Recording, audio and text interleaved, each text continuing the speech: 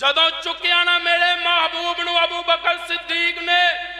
تے میرے محبوب دے نبوت والے ہاتھ اینج سن صدیق تے نبوت والے قدم اینج سن ابو بکر کوئی پوچھے نا صدیق کنوں کہندن پھر اڈیاں چک کے کہیں سیال کوٹ دیا سجنا اللہ تینوں حیاتی عطا فرمائے کہ اکاڑے ایک طالب علم آیا سی نقشہ دے گیا جدا دماغ نبی دے ہتھاں وچ ہوئے جدا دل نبی دے قدماں وچ ہوئے انہوں ابو بکر صدیق کہندے